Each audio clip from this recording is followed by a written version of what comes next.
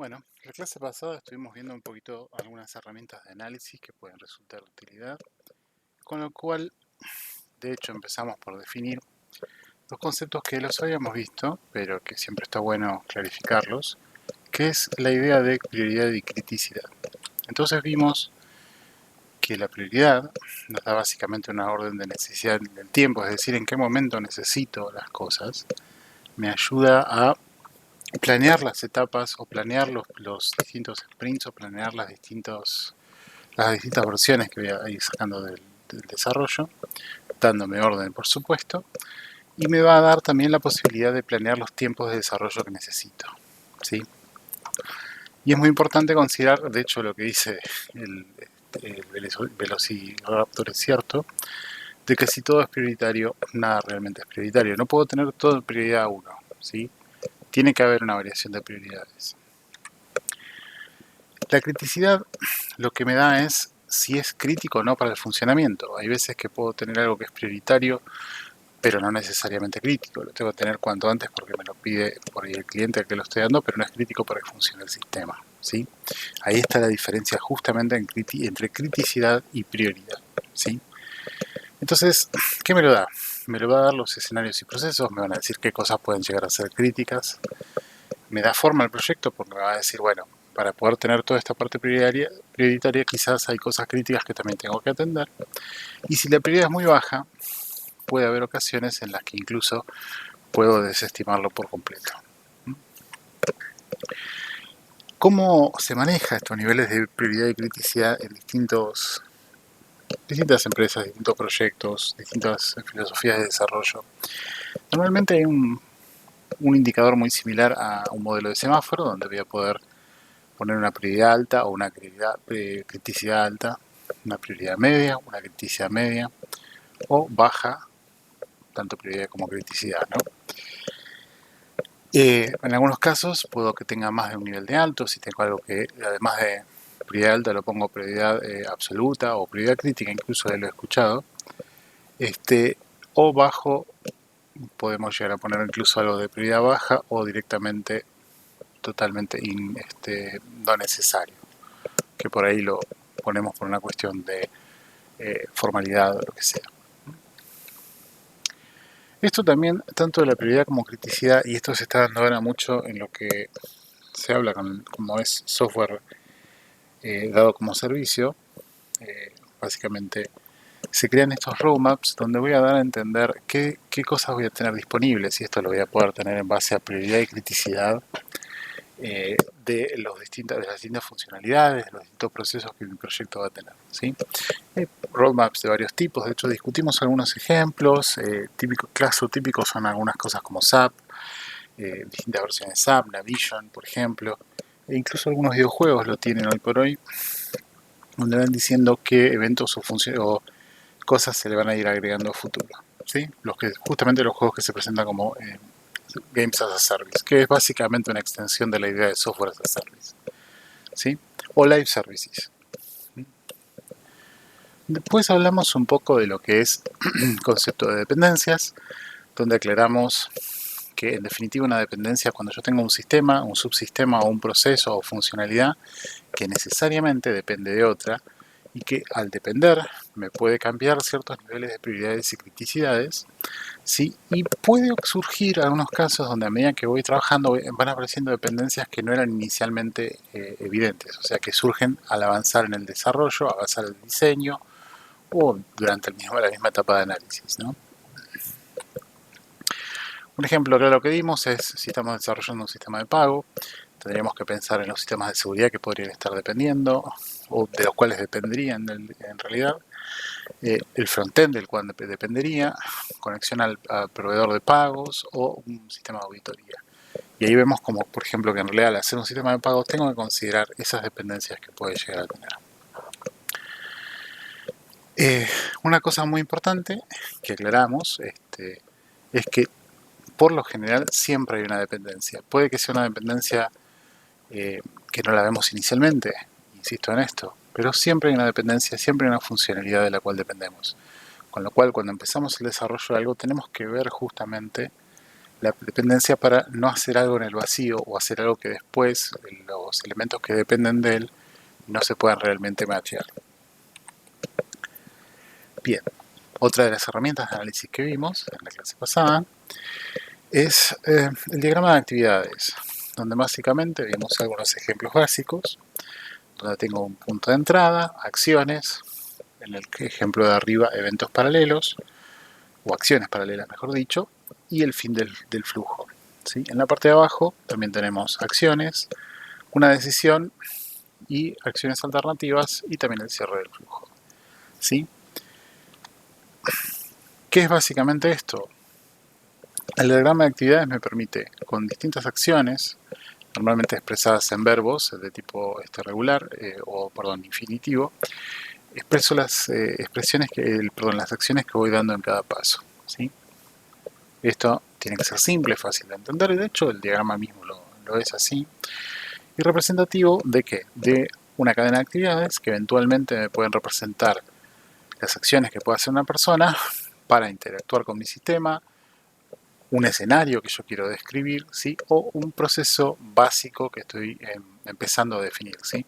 Normalmente los procesos, y vamos a ver en BPMN, los trazamos con un poquito más de iconos y simbología. Una simbología básica, ahí lo tienen.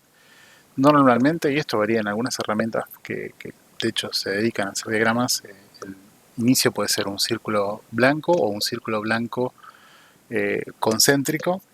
El delfín es un círculo negro o un círculo blanco con un círculo negro concéntrico, dependiendo de la herramienta. La acción es un simple recuadro. Me da la dirección de la acción, el flujo de acciones que voy realizando. Si tengo un split o join, para decir básicamente si tengo dos caminos que se unen en uno o uno que va entrando y se divide en dos acciones que se hacen de forma simultánea. Y el clásico rombo para simbolizar la decisión. Como les decía, los escenarios los podemos representar con los diagramas de actividades, ¿sí? Y la idea es representar cierto flujo de actividades en el sistema, ciertas cosas que pueden pasar o ciertos eventos que incluso pueden llegar a pasar que me afectan al sistema, ¿sí? En general son como flujos de actividades que uno va pensando qué acciones se pueden realizar con el sistema, ¿sí? Normalmente lo puedo representar con diagramas, lo puedo describir, ¿sí? El diagrama de actividades es quizás el más fácil para visualizar un concepto, pero hay otras alternativas. Yo sé que en la clase me comentaron que no habían visto diagramas de flujo en la parte de diagramación lógica, pero no se preocupen, vamos a hacer un parate un día de estos para verlos. ¿Sí? Y después, un concepto que les quise dejar es que por más que uno empiece a ver qué escenarios tienen, y el ejemplo que lo que vimos era cómo interactúa un cliente con nuestro sistema, a veces no vemos todas las posibilidades que tiene, ¿sí? Entonces, ¿qué es lo que tengo que hacer para empezar a descomponer un escenario y para empezar a entender cómo funciona? Tengo que entender quién interactúa, cómo interactúa con el sistema, qué es lo que está haciendo y hacia dónde quiere ir, básicamente, o cuál es el objetivo final del escenario. Por ejemplo, en el ejemplo del sistema de streaming que siempre usamos como base. Un cliente es el quién. ¿Cómo? A través de la página web, que quiere registrarse, dónde tiene que llegar, a que pueda registrar su cuenta y hacer el pago. ¿Sí? Ahí tienen un escenario muy simple. Si lo describo con un diagrama de acciones, el cliente tiene que acceder a la página web, seleccionar la opción para registrar, completar sus datos, confirmar los datos, realizar el pago. Fíjense que también lo expresé con verbos infinitivos como para denotar la acción, ¿sí? Escenarios, cuando uno los empieza a ver en detalle, puede ver que puede haber muchas alternativas. Normalmente uno siempre ve el primero, el más simple, y de hecho el que acabamos de ver de este camino para registrar es el más común. Siempre hay caminos alternativos. Si tomamos el ejemplo que vimos de registración, podría ser que justo cuando llega el momento de pagar, falla el pago, los datos no se validan, o cosas así. Entonces ahí tenemos un escenario alternativo.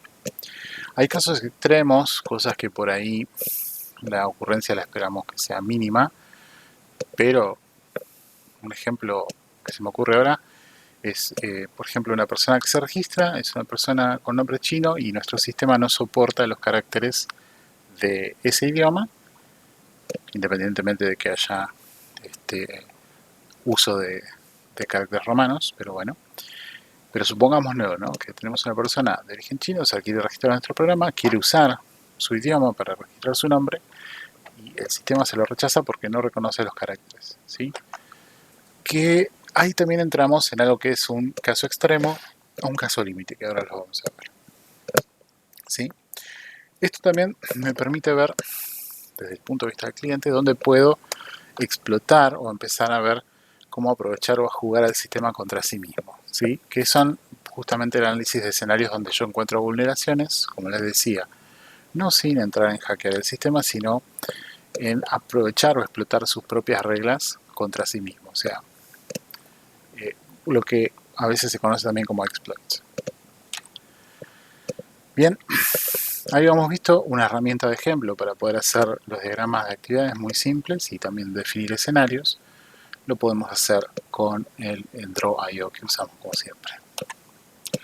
Bien, escenarios límites, que es justamente lo que estábamos viendo. ¿Qué es esto? ¿Qué es un escenario límite? Cuando empezamos a ver posibles interacciones que puede tener el sistema, empezamos a entender que hay casos en los que por ahí hay formas en que el cliente puede aprovechar el sistema, cosas que no consideramos al 100%. Este ejemplo de la persona con el nombre chino, quizás no lo hemos considerado, el sistema no está preparado. La pregunta del millón es, ¿vale la pena diseñar todo un flujo, una funcionalidad, expandir las opciones que tiene, lo que sea, para poder cubrir eso? Quizás no, porque si la probabilidad es muy baja, el costo de hacer la solución es mucho más alto. Entonces tenemos que tener eso en cuenta. ¿Y cómo calculo esta improbabilidad de ocurrencia? ¿Sí? Puedo simplemente tomar un muestreo de escenarios posibles y veo si me aparece algún límite y ahí tengo un cálculo de probabilidad. ¿Sí? En caso de que estoy viendo un sistema nuevo que va a reemplazar un sistema existente, ver cómo son los escenarios del sistema histórico. ¿Sí? O también podemos considerar el uso y cultura del lugar donde estamos trabajando. Esto parece algo menor, pero a veces ocurre. Y después, como les decía, eso nos va a determinar también, con escenarios de baja probabilidad, si el costo es realmente algo justificable. Una forma fácil de hacer un cálculo de probabilidad, sí, y sé que me comentaron que la probabilidad lo iban a ver recién este año, pero para que lo tengan en cuenta, la cantidad de escenarios límite que yo tengo dividido la cantidad de escenarios totales que el sistema cubre. Por ejemplo, de todas las registraciones, ¿cuántas personas se van a registrar usando caracteres chinos? El escenario límite, supongamos que son 2 personas, sobre un total de 100.000 personas que se registran. El porcentaje es tan bajo que la probabilidad de ocurrencia estamos grabando. Que la probabilidad de ocurrencia se transforma en negligible. Entonces no necesito realmente diseñar un sistema. Bien. Otra de las cosas que vimos como una herramienta de análisis útil es la búsqueda de causa-raíz, ¿sí? Donde vimos este modelo de árbol, donde tenemos síntomas que el sistema va exponiendo, que normalmente vemos el problema inicial que expone esos síntomas.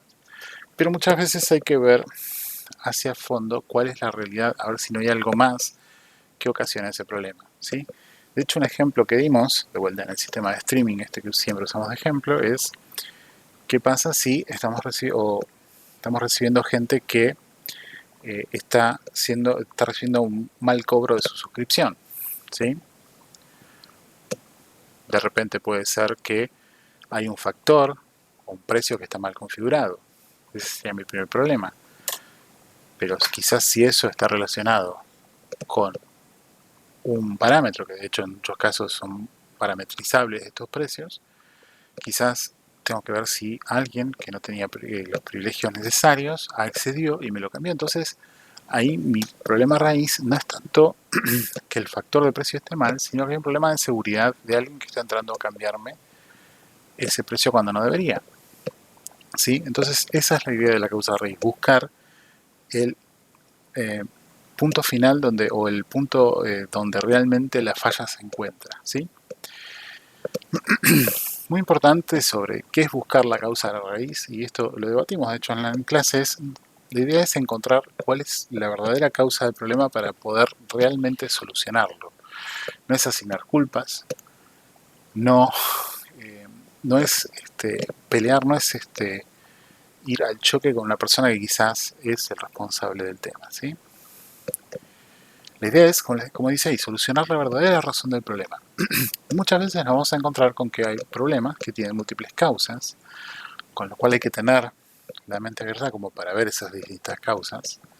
Y también podemos ver que hay casos donde puede incluso ser externa al sistema, de un subsistema que se conecta con nosotros, nos está mandando mala información.